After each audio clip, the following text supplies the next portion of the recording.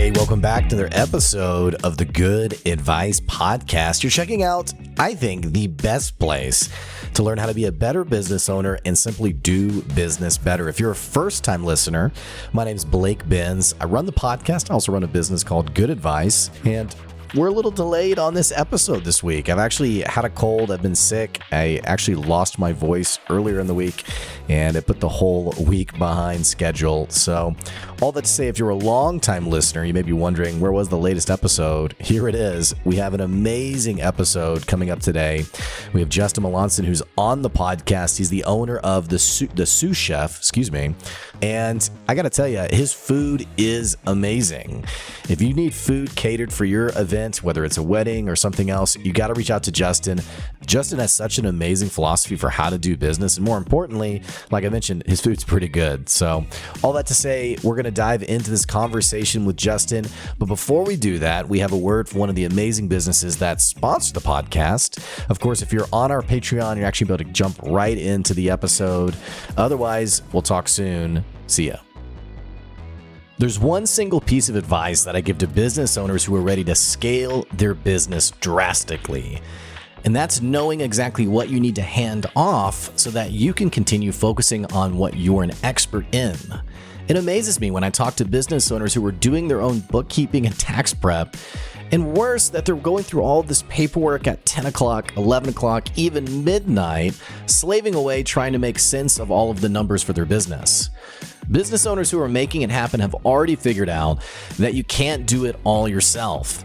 That's why I recommend Steve Lay with Equity Business Solutions. Not only is he an expert in bookkeeping and tax prep, but what I love about Steve is that he'll sit down with you and help you make sense of the value of your business beyond just reading a spreadsheet.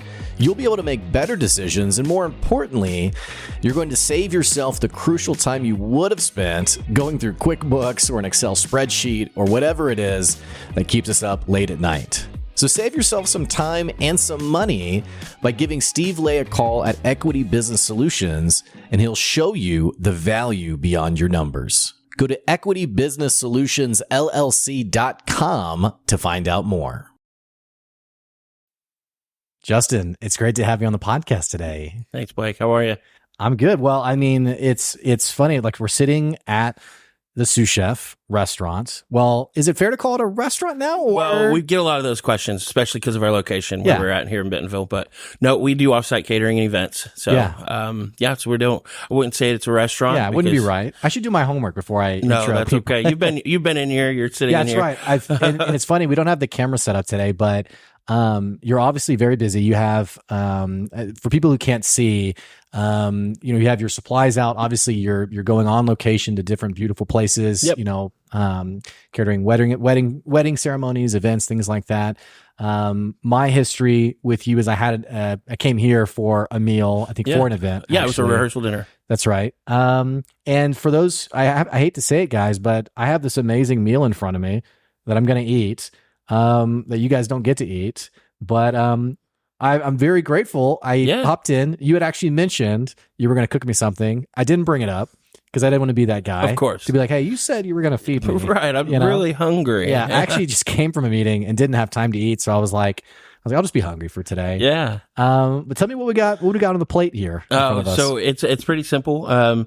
Naturally, we don't have anything today, so you don't get to piggyback much. But so it's a Tuscan chicken, which I think you at that rehearsal dinner that you were at. That's something we do a lot of. So it's an Italian cream sauce, some Greek freak roasted vegetables, and obviously, throughout this time, we'll probably end up talking about this, but that is a broccoli cheddar mac and cheese that we did. But we did that for yesterday. We do a nonprofit called To the Table, and so that was what we actually gave family. So okay, but cool. We'll get into talking about that. Yeah, and so I apologize for you guys listening, probably to hearing me eat. These microphones are really sensitive, so I will do my best to not make chewing noises. I'll talk louder so you don't have to hear smacking. But I mean, I guess the first question, this is a loaded question. I'm assuming you love to cook, like you enjoy, plating a dish. And... Yeah. So ultimately, I do enjoy cooking, but really, I think where my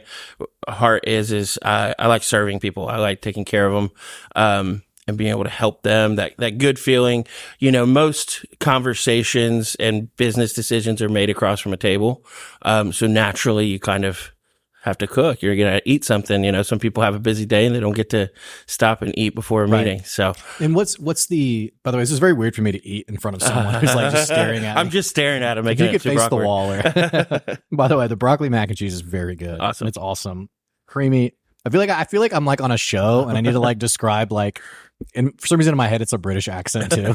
It's creamy. It's delicious. Anyway, I have no idea. That's for a whole nother episode. Yeah.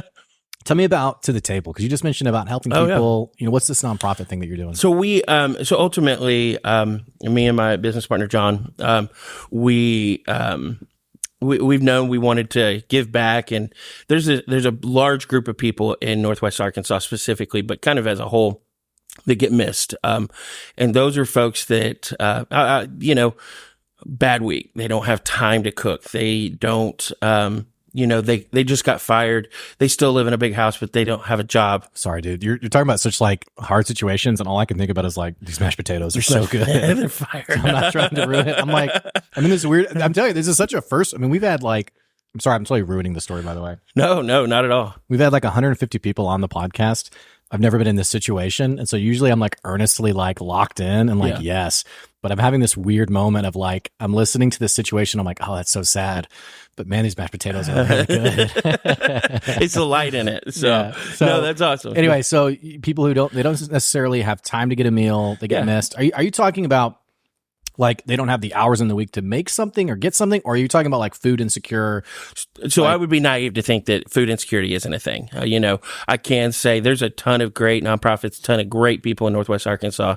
If you have food insecurities, you can get stuff. You can get taken care of. There are supports for that. There are certain parameters like zip codes and things like that really create some boundaries for some of them. So of course, we don't vet people. So, I don't know every walk of life. I know the gentleman I spoke with yesterday that came by was just like, hey, you've helped me out. I want to donate. I want to help because you helped me out because I really had a really crappy month.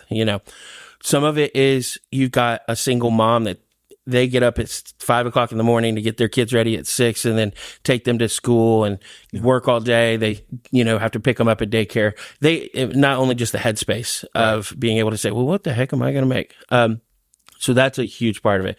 We also have a guy that comes every week because he gets off of work and it's the night that his wife won't cook. He'll bring it home with them and they can sit down. Having disposable income in this day and age as well is a hit or miss. Either you have a lot of it or you have none. And so it's really being able to kind of create that environment. And we do it where it is focused on families to be able to come in. They can sign up for however many they want. They can sign up online starting on Saturday. We'll tell them what we're going to do. Sign up till Monday, and then they pick it up on Wednesday. So they come in, they get a free meal. Yeah. And they take it home with them. And every bag that we do, we put family talking points in there because it's kind of the idea behind it is because if you're like me, I got a 16-year-old, I'm asking the same question 15 times. Yeah. What'd you do today? How was school today? Yeah. How was it? And I get what happened? Good. Yeah. So we put the family talking points in there, to have a good starting point because some people just don't know how to start either. But it's really to kind of bring them back together around the table to just kind of say, hey, this is what it is. And, kind of get a concept of it. Obviously for anybody listening, we named it after the Zach Williams song To the Table. So, that was just kind of the thought behind it. But ultimately it's, we serve anywhere between 800 and 1,000 people a week. Wow. So, and we do it through here. As you mentioned, the space we're sitting in, is got, I'm looking at some dry goods here and some stuff, but we did, our concept we did take to make this a space for rehearsal dinners and business meetings and stuff for 50 people or less. And we just outgrew our kitchen, outgrew the space we had, which is a great problem to have. And that kind of put us in the position now where we're at here. So really the only thing we work through here is our To the Table on Wednesdays. And folks will come in and they get their 5 or 8 or however many they get. and we have some great volunteers that help us out and work with us. And so actually what I was going to ask you was, I mean, running any business at scale can be really challenging. You have like your actual customers, 800 to 1,000 people. It's not an easy task. Yeah, right. Yeah. So people come in, they help you out. Do you take donations or like? We do. We've got a few small minor ones. We're working through. We are a 501(c)(3). We've got that established and taken care of. Part of it is just kind of setting up the avenues to do that, because working through the process with that. Most nonprofits spend 75% of their time trying to raise money, and so 25% of their time is really going towards their mission. So as the Sous Chef, we've supported it monetarily, and obviously it's our vision, but we wanted it to be. We didn't want it to be a shameless plug or anything. We're not doing it for that. So was this like a day one thing though? Like, I want to be doing this from the start, or did this just kind of come up? Great question. We actually we wanted to do it from the start. We didn't start it right when we started because just naturally, I'm a procrastinator by trade. Nice. But more importantly, it's just kind of getting the systems in place and kind of going. And, John literally was like, hey, we said we want to do this. Let's do it. It's like, all right, let's do this. And he's like, all right, we're going to start on Wednesday. This was 2 days before. So we utilized the Sous Chef social media and things like that to get it out there. We did that for 2 or 3 weeks. First week, it was about 30 people, kind of built from that. But by Christmas time, we were 700-800 people. And, so, the summertime kind of brings some different ones. But I think the largest week we had was a little bit under 1,100 people. That is wild to me. Yeah. I mean, I just conceptually, I'm trying to like wrap my head around running a business, and in an industry that I'm assuming it's maybe wrong. And maybe I'm tying you too closely to the restaurant industry. I know that the restaurant industry in general is really challenging on like margins. So I don't know if this is the same in your industry or not, but just running a business period is challenging enough as it is. To add 1,000 people who eat your food for free, I have a hard time just mentally figuring that out. Yeah, a lot of it's just in systems. It's in systems and development. A lot of my experience come from corporate restaurants and things, and that was just kind of what I did with some big concepts was really streamline things and do that. I'd be naive to say too that this is all me. It's not at all in any way, shape, or form. I couldn't do it without. I mean, the staff I have with the Sous Chef, they're awesome. A couple of them are probably listening over here, be like, "What did he say?" But they're awesome. It's all me. I did it by myself. He's like, I'm out of here. Right? They're awesome. And then we have some great volunteers, and all of our volunteers have really come organically. And we've got everything from, some 1 or 2 people that are retired to they come and help portion things up during the day to they have real jobs. So they're just flexible. They just kind of believe in what we're doing. Evening time, we've got parents that'll bring their kids to kind of help hand them out. That's just what it is. So it's a group effort and what we do and how we do it. But yeah, I mean, sometimes it is a little difficult because as the Sous Chef too, and I'm very thankful for this, but, we are growing, we are, establishing, and we're very busy. So yeah, I saw you guys recommended on, a post by Hannah Withers with Maxine's. Yeah. Someone was saying, hey, we're looking for, and your business got mentioned. And I think it's always a good sign. Yeah. When people are without you having to do it yourself. Yeah. Yes. And that's a good thing is honestly, when it comes to marketing, kind of getting things out there for us, I've got some experience in, the different avenues and target markets and all of that. But realistically, the last year and a half, it's been very organic. We haven't had to do any paid promoting or anything like that.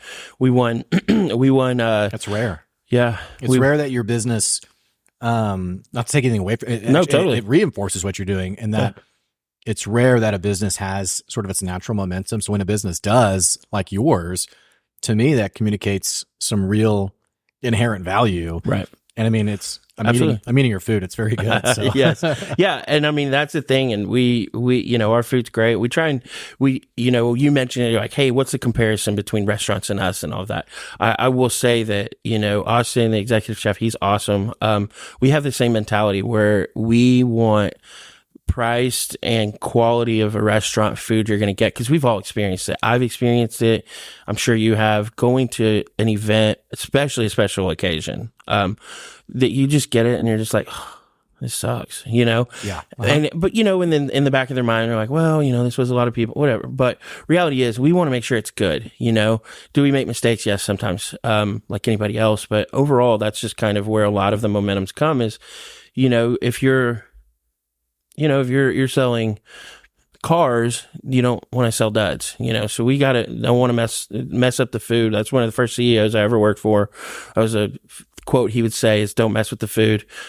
We make food for a living. You know, it's interesting too, because that seems like, in kind of a mantra of the podcast is, I say this a lot, that there's a lot of things that when we talk about running a business are very simple, and yet people miss those things. And what you said reminds me of a guy who I was reading one of his posts yesterday, and his advice, he runs like a massive multi-million-dollar brand.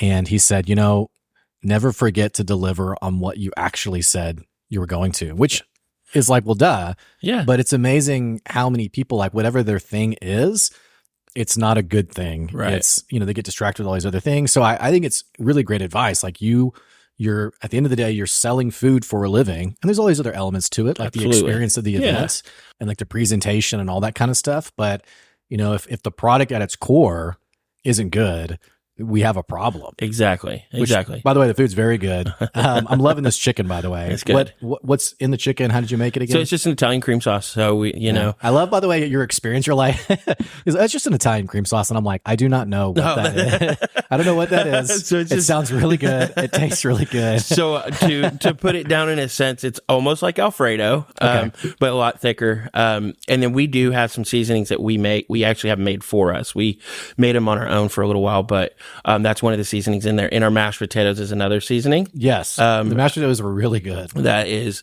we call that runaround Sue.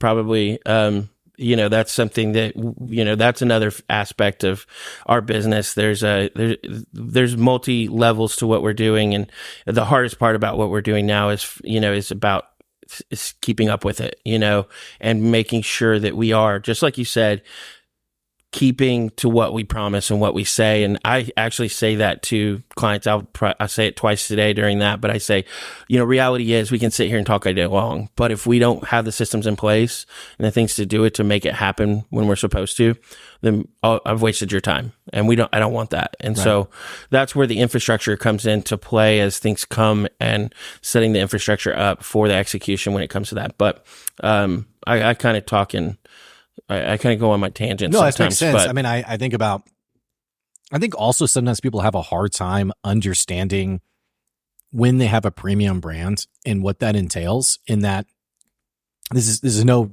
disrespect to anyone else's industry, but like, you aren't selling like an oil change, right? Like a $60, $70 oil change.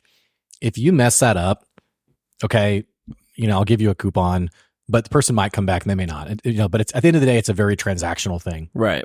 You're talking about catering food for what could be someone's most important day of their life, which I think it's why it's so valuable what you're saying about, like, the processes have to be there, the systems have to be there, because we don't get a second chance. Right. I think about a videographer who I was having record my engagement with my wife. And like, after a couple of months, I kept being like, dude, like, can I get this video? Like, and he's like, I'm still working on it. And finally he was like, dude, I deleted it. I'm really sorry. Like, I just didn't know how to tell you. Yeah. But I was like, and then he was like, hey, you know what though, to make it up for you, I'd love to do your wedding.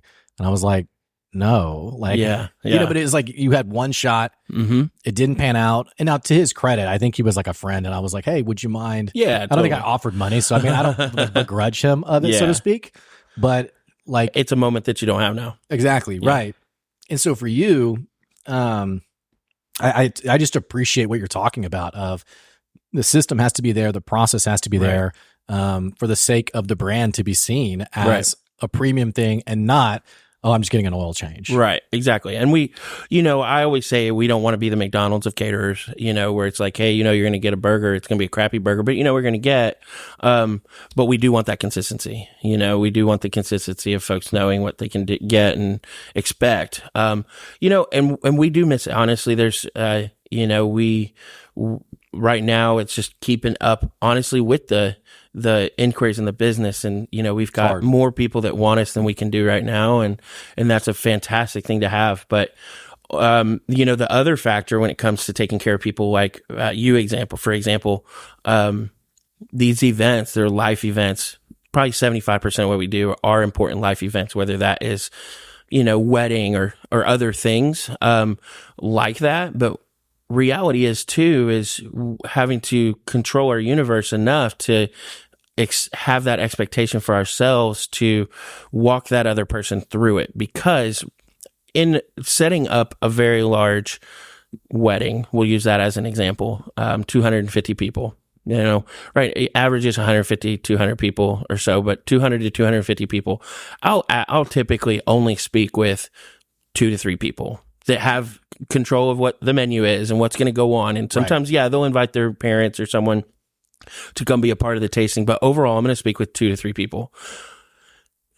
They could forget something. They could miss something. I have to still think for the other 247 people that are going to be at these weddings and these events, because I'm impacting them. They're not going to go, oh, Blake really picked a crappy menu, or, hey, they didn't tell us what time to be there.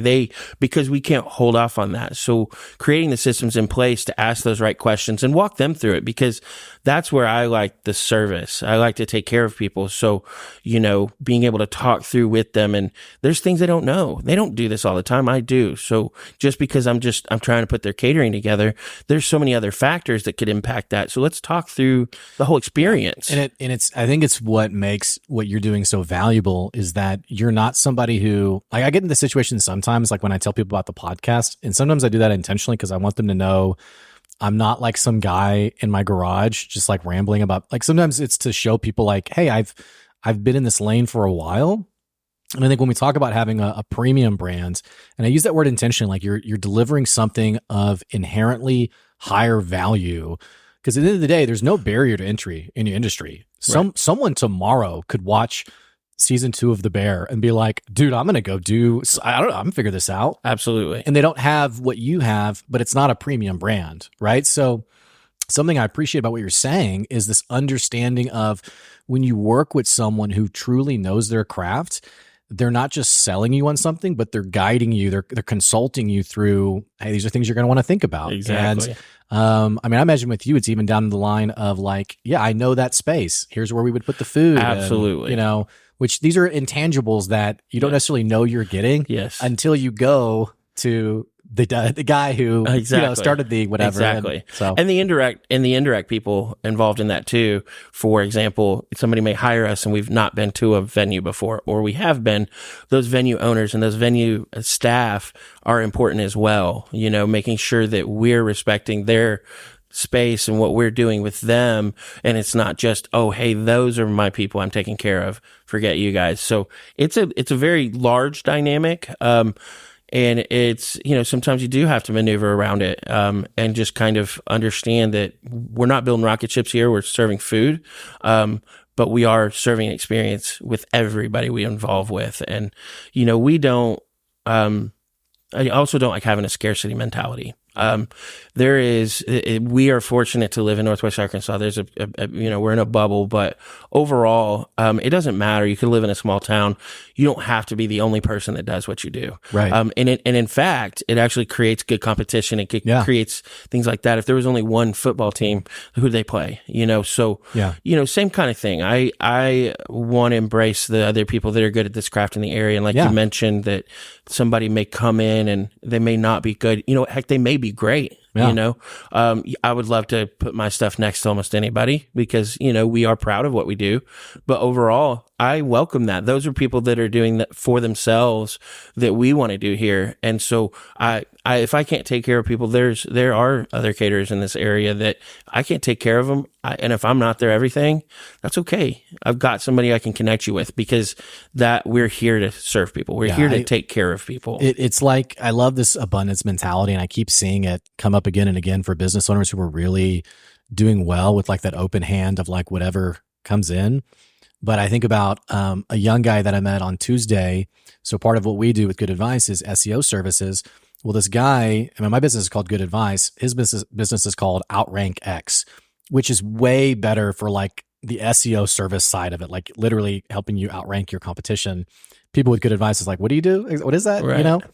So we were having some coffee and I just was like, bro, I just want you to know, like, I want to collaborate and share. And like, I don't feel like this is we have to hunt for, battle for customers. I see it as like a big blue ocean. And someone else who I know has that mentality when Jordan Wright with Wright's Barbecue was just getting started, which Jordan and I, from the same hometown, went to the same church, all this stuff. But I remember him telling me early on, this is way before I think he even had a brick and mortar store, which now, I mean, he's way beyond conversations with me at this point. But I remember having a conversation early about, man, because we were talking about like competition and other barbecue places. And I was kind of like looking to see like, how do you feel about some of these other competitors? And he was like, dude, the more barbecue we have, the better it is for the barbecue world. Yeah. So like if someone opens a store tomorrow, I'm not worried about it. Exactly. So what you're talking about, I think it's a really healthy mentality. I do think it's hard when you're first starting out and you're so cash minded. Right. Like, how do I survive? It's hard to grow into that, I guess. Yeah.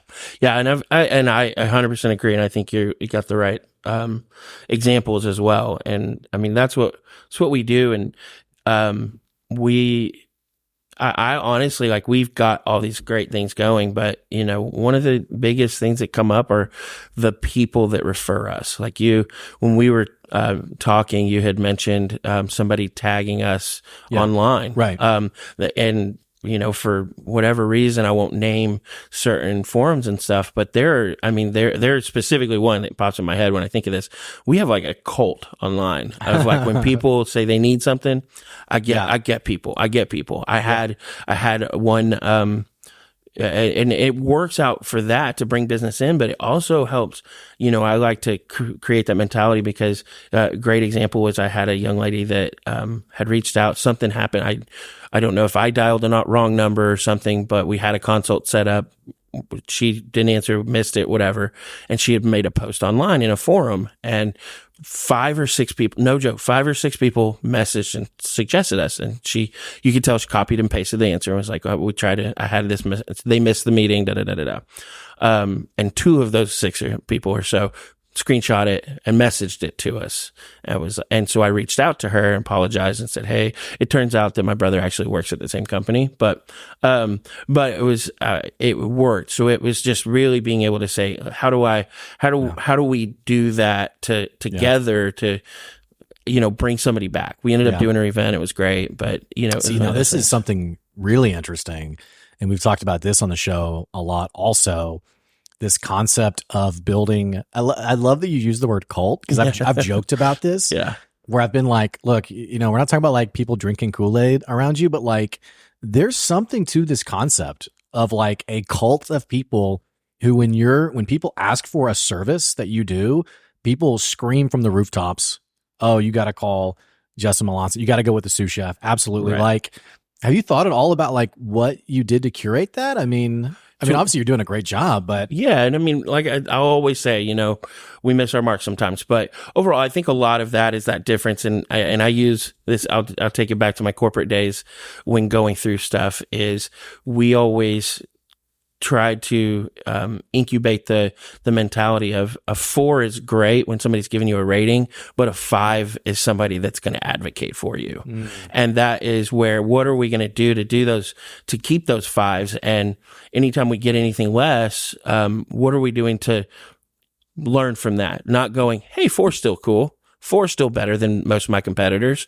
We're going to hold ourselves to that standard and let other people chase that. And that's where it's able to say the 5-star thing is important. And, we've got, and sometimes you have to take it with a grain of salt. We've got a 1-star rating because we aren't open 24 hours and it was posted at 2:13 in the morning, because we're not a restaurant. You take that with but at the same time, it helps, even that, be able to say, okay, well, maybe I need to communicate this better for everybody and what that looks like. So that's important. It's interesting too, because it's tough when you get those reviews. You're doing a good job. That you're taking every customer seriously. And then you get that strike against you that you're just like, come on, dude. Like I had an auto shop one time that we were talking about his Google reviews, and he was like, yeah, there's a competitor of mine like 2 blocks down the road. And clearly this person, like they specialize in Mercedes. And this guy left us a 1-star review because we couldn't fix his Mercedes. And it was like, we aren't even the store that you came to. Like we weren't even, right. You confused us with this other business, but like messaging the person, and there's stuff you can do like getting reviews taken down. But how do you typically respond where, does this roll off your shoulders? Do you take it personal? Is it hard to move past it when you have the 95% like cult like raving fans and then like the tiny percent that, ooh, I don't like that, you know? Well, I mean, if I'm being honest, I mean, I take it personal. And I think don't see how you can. It's because I care. Yeah. You know, I think that the overall thing that, you know, is I want everybody to feel like they got a personalized experience. And instead of because as much as these systems that we talk about, and like you mentioned, is how do I keep that personalization, through these systems? Because that's the other thing, is I don't want it to feel super transactional. I want people, I don't want somebody that I took care of a year ago to go, I can't even get a hold of this guy. They're just so busy. They're so popular. I want them to feel just as important. So, a huge part of the mentality that I have with these systems that we're implementing and doing to take care of. So if you're listening and it's been hard to get a hold of me, I'm sorry. But we're setting those up that involve people. They involve somebody that has that skill trait that is important in that. And, you know, I've got some fantastic people that, you know, one of them, she's great. She's a new mom and she's able to do this at home, but she's fantastic. She's doing the emails and communicating with people to get responses and doing that. But she's got that acumen that we need. But instead of just automating everything, we have somebody that's doing it and personalizing it. Same thing. I've got another young lady that's been helping out for a long time. Same thing, social media. And she's helping with scheduling consults. How do you personalize that? Yeah. And that is, as much as it is the thing that you do want certain things to kind of take care of themselves, but implementing those people in those, inserting those. I love this insight, by the way. And it's funny because like I'm like looking at the time and I'm like, okay, we got to start to wrap this up. But then like you keep saying something where I'm like, oh man, that's such a great insight. But like, I love, you know, we're in a chat GPT world where people are obsessed. And rightfully so, I guess. There's a lot of cool things that can be automated in your business. But I love what you're talking about, where you have a premium brand, you have raving fans, and excuse me, you know, as you automate and process the business, you don't lose sight of the human, the genuine part that actually connects with people. Absolutely. And that's I say all of that is that's that difference between a 4 and a 5-star is that feeling. You know, 4 is a great experience, 5 is a feeling. And that's where, how are we going to do that? And sometimes that's, you know, something little is, it's different for everybody. And if we're how do you do that? Like, how does someone who's listening, who they know they don't create that experience, but they want to, do they need to read a book? Listen. That's a great question. And this was something I learned years ago, from a former, VP, great guy, but it's listening. I'm a horrible listener sometimes if you ask some of my past relationships, but overall it's listening, and listening isn't always just shutting up and just hearing them. And that's insanely important. But listening is also reading between the lines and asking the right questions. A good listener, if you talk to somebody and they're a friend or whatever, and they're like, man, they're a great listener. It's not because they're quiet, because that'd be super awkward. They're just, oh my gosh, it's because they're asking the right questions to get the right answers.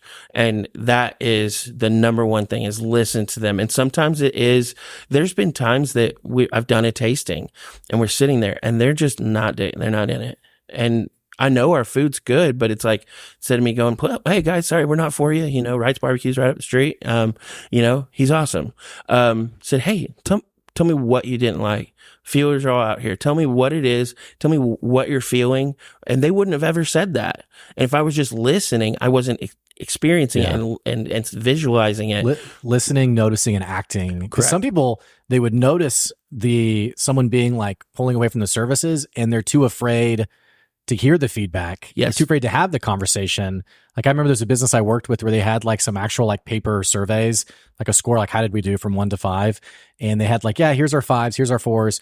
And then this stacks our 1s, but we don't read those. Right. Which it's like, there could be some of the most amazing insights. Yeah. But it was like, and they said it kind of jokingly. I don't think they actually didn't read them, but like, I thought that is how a lot of us act is it's like, I'm not going to read that, or I'm not going to engage this person and really see the insight on why we didn't gel together. I think it's this social, inability to maneuver confrontation.